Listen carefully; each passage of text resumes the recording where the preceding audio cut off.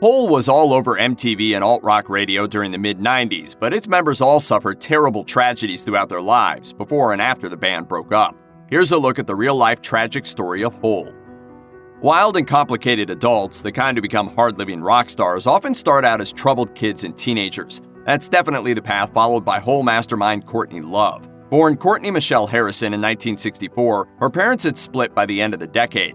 Her mother, therapist Linda Carroll, divorced Courtney's father, Grateful Dead biographer Hank Harrison, and according to SF-Gate, retained full custody after alleging that he'd given their toddler daughter LSD. Carroll remarried and divorced a few more times, and at one point moved to New Zealand, taking Courtney with her. The future rock star was later thrown out of her boarding school and sent back to the U.S., where she lived with a friend of her mother's in Oregon. As a junior high student, Love befriended 3 teenage prostitutes. She told the Sunday Times, "I just wanted to hang out with them. I ended up going through the juvenile system with them because I got arrested shoplifting a KISS t-shirt. This led to a stint at the Hillcrest Youth Correctional Facility in Salem, Oregon, and at age 16, Love's mother emancipated her, setting Love off on a worldwide walkabout. At 17, she found steady employment. As her father put it, she was topless dancing in Portland. She was underage, so she changed her name to Courtney Love." Or else I would have been, maybe I would have been a stripper. Several members of Hole were close with Nirvana leader Kurt Cobain. Courtney Love was married to him. They had a daughter named Frances Bean together. Guitarist Eric Erlandson considered him a friend, and Patty Schimmel joined Hole after her pal Cobain introduced her to Love. Cobain died in April 1994 at the age of 27, taking his own life in a Seattle home after fighting severe depression and drug addiction for years.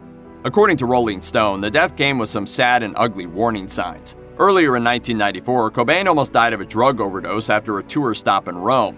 In March, Love called police to the home she shared with Cobain when, after a fight, he locked himself in a room with a handgun and threatened to kill himself.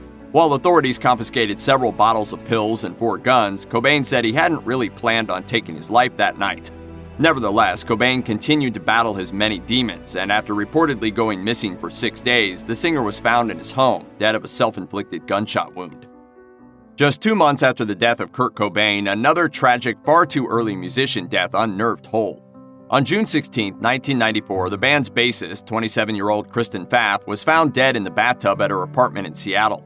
The Seattle Times reported that authorities believed Pfaff died of drug-related causes despite recent stints in rehab, because they discovered syringes and other drug paraphernalia in the room where the bassist died.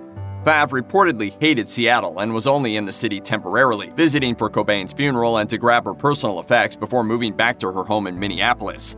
Pfaff's family barred the surviving members of Hole from attending the funeral. The musician's father, Norm Pfaff, explained, "It wasn't anything personal, we just didn't want any publicity."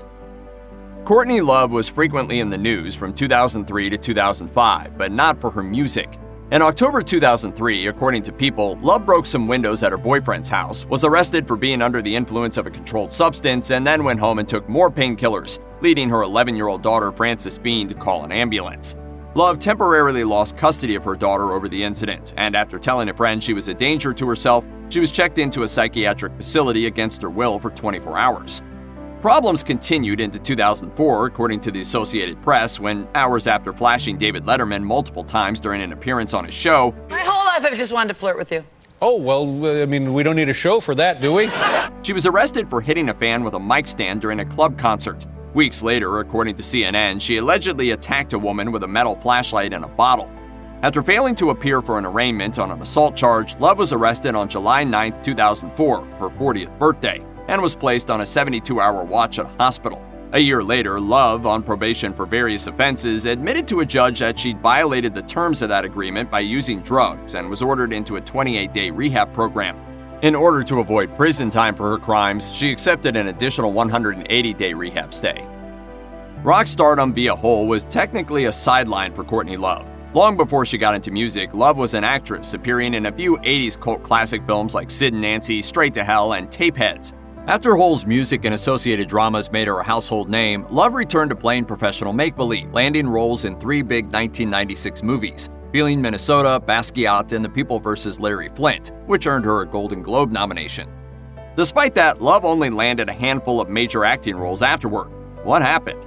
According to Love, Hollywood rejected her. In 2006, Love told The Guardian that she was, quote, in actor jail and couldn't get cast in anything, likely because others were afraid they'd have to deal with the inconsistent and unpredictable Courtney Love of yore. If you or someone you know is struggling with addiction, please call the Substance Abuse and Mental Health Administration's 24/7 national helpline at 1-800-662-HELP. That's 1-800-662-4357. If you or anyone you know is having suicidal thoughts, please call or chat online with the National Suicide Prevention Lifeline at 1-800-273-TALK, 8255.